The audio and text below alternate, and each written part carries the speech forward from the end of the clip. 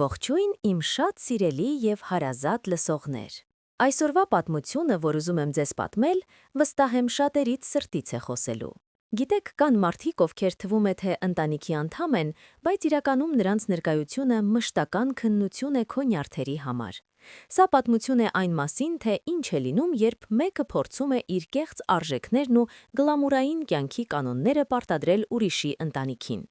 Խոսքը գնում է իմ եւ ամուսնուս եղբոր կնոջ, իմ սիրելիներ Լիլիթի մասին։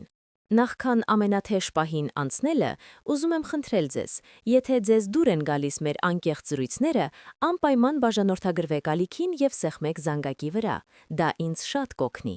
Դե իսկ հիմա անցնենք պատմությանը։ Ես Անին եմ։ Ես ու ամուսինս Տիգրանը մեր փոքրիկ ընտանիքը կառուցել ենք շատ պարզ սկզբունքների վրա. սեր, անկեղծություն եւ հարմարավետություն։ Մեզ համար կարևոր չէ, թե ինչ բրենդի հագուստ ենք կրում, կամ արդյոք մեր տան բազմոցը վերջին մոդայի է։ Կարևորը մեր տանը ջերմ լինի։ Սակայն այս պարզ ճշմարտությունը ոչ մի կերպ չէր տեղավորվում Տիգրանի եղբոր կնոջ Լիլիթի գլխում։ Լիլիթի մեր ընտանիք մուտք գործելուց հետո մեր կյանքում սկսվեց մի տարօրինակ մրցավազք, որին մենք, չգիտես ինչու, պարտավոր էինք մասնակցել։ Նա ամեն ինչին նայում էր Ինստագրամի պրիզմայով։ Նրա համար կարևորը ոչ թե այն էր, թե ինչ համ ունի ուտելիքը, այլ թե այն ինչ տեսք կունենա լուսանկարում։ Ամեն ընտանեկան հավաքույթ նրա համար պոդիում էր, իսկ մենք հանդիսատես, որը պետք է հիանար իր նոր պայուսակով կամ կոշիկներով։ Տարիների ընթացքում ես սովորել էի լռել։ Լռում էի, երբ նա կամահրանքով էր նայում իմ հասարակ վարագույրներին, ասելով. «Անի ջան, սա արդեն անցած դար է, մի հատ նորմալ դիզայներ վարձեք»։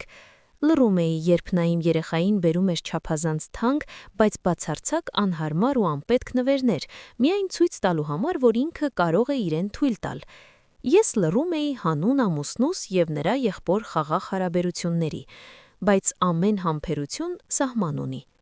Այդ սահմանը գծվեց մեր որդու, Դավիթի 7-ամյակի նախաշեմին։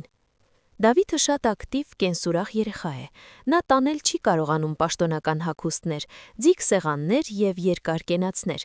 Երբ հարցրեցինք, թե ինչպես է ուզում նշել ծնունդը, նա աչքերը փայլեցնելով ասաց.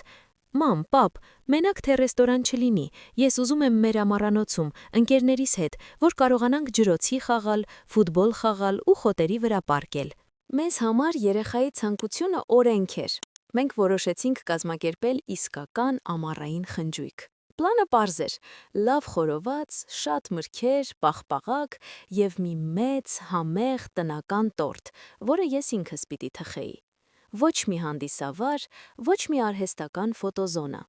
Երբ հերթական կիրակնօրյա ճաշի ժամանակ մենք ուրախությամբ հայտնեցինք մեր որոշման մասին, սեղանի շուրջ լռություն տիրեց։ Բոլորը ժպտացին, բայց Լիլիթի դեմքը դանդաղորեն այլայլվեց։ «Ինչ?» հանկարծ պոռթկաց նա, կարծես մի սարսափելի բան էինք ասել։ «Ամառանոցում? Խորոված?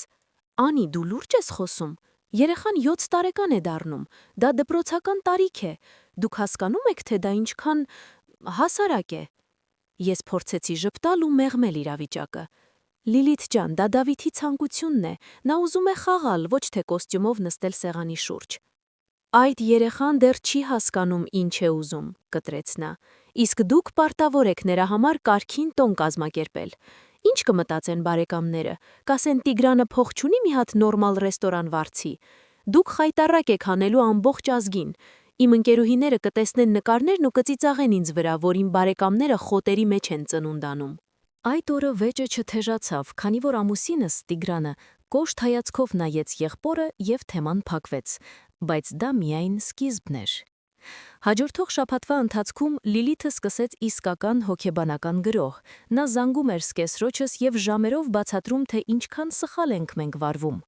Արդյունքում սկեսուրս, ով սկզբում կողմ էր մեր գաղափարին, սկսեց տատանվել։ Նա ինձ զանգեց ու զգուշորեն ասաց. «Անի ջան, բալես, կարող է Լիլիթը ճիշտ է ասում։ Մի քիչ ամոթ չլինի, գոնե մի 2 երգիչ կանչենք, մի քիչ ճոխացնենք»։ Ես հասկացա, որ Լիլիթը փորձում է բոլորին մեր դեմ տրամադրել։ Նա նույնիսկ փորձել էր ամուսնուն Արմենին համոզել, որ վերջինս Տիգրանի վրա ճնշում գործադրի, թե իբր «ախպեր, էս ինչ ժլատություն եք անում»։ Բարեբախտաբար Տիգրանը շատ լավ գիտեր Լիլիթի բնավորությունը եւ կանգնած էր իմ կողքին։ Կուլմինացիան եղավ ծնունդից ընդամենը 3 օր առաջ։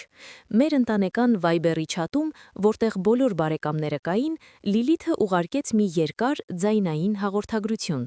Տոնայնությունը այնքան ինքնավստահ էր ու վերամբարձ, որ ես ուղղակի ապշեցի։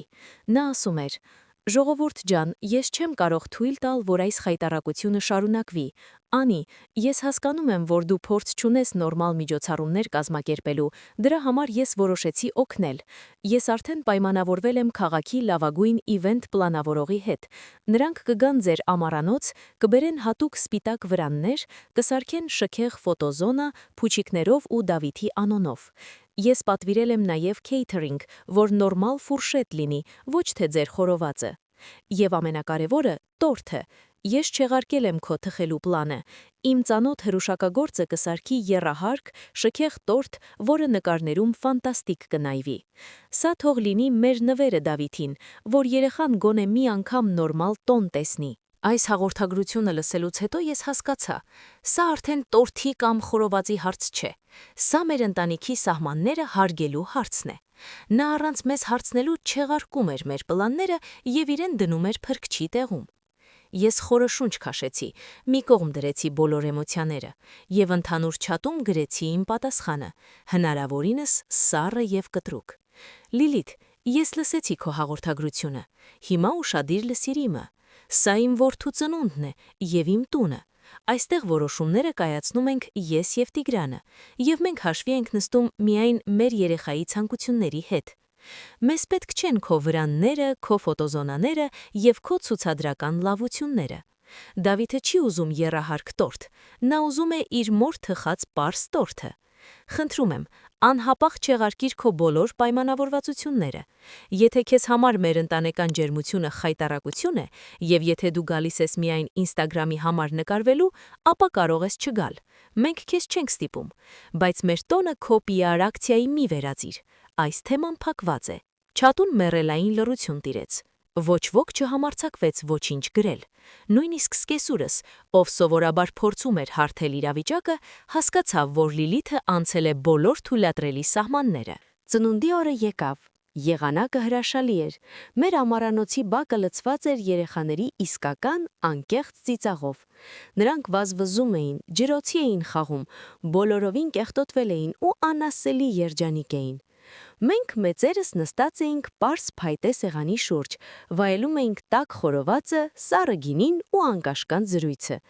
Մթնոլորտը այնքան ջերմ էր, որ նույնիսկ այն բարեկամները, ովքեր սկզբում կասկածում էին, մոտեցան ինձ ու ասացին. «Անի ջան, ինչ լավ արեցիք, որ էսպես նշեցինք, վաղուց էսպես ուրախ չէինք նստել»։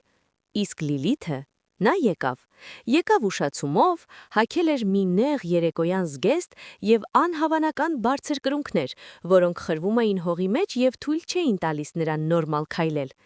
Նա ամբողջ երեկո նստած էր մի կողմ, դժգոհ դեմքով, և անընդհատ նայում էր հեռախոսին։ Նա այդպես էլ չստացավ իր ուզած գլամուրային կադրերը, բայց դրա փոխարեն մնացած բոլորը ստացան իրական հիշողություններ։ Այդ օրը ես մի կարևոր բան հասկացա. ընտանեկան խաղաղությունը չի նշանակում թույլ տալ, որ ուրիշները քո գլխին նստեն։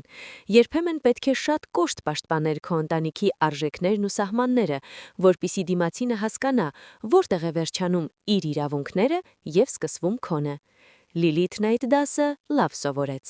Ահա այսպիսի պատմություն, սիրելիներս։ Հիմա շատ կուզենայի լսել ձեր կարծիքը։ Արդյոք ես շատ կոպիտ վարվեցի, բոլորի մոտ նման պատասխան տալով։ Գուցե պետք էր լռել ու թողնել, որ նա աներ իր ուզածը, հանուն խաղաղության։ Ինչպես կվարվեիք դուք իմ փոխարեն։ Անպայման գրեք ձեր կարծիքը մեկնաբանություններում, ես կարդում եմ բոլորը։ Եվ եթե այս պատմությունը ձեզ դուր եկավ, մի մոռացեք սեղմել լայքի կոճակը և բաժանորդագրվել մեր ալիքին նոր կյանքից վերցրած պատմություններ բաց չթողնելու համար։ Շնորհակալություն, որ ինձ հետ էիք։ Կհանդիպենք հաջորդ անգամ։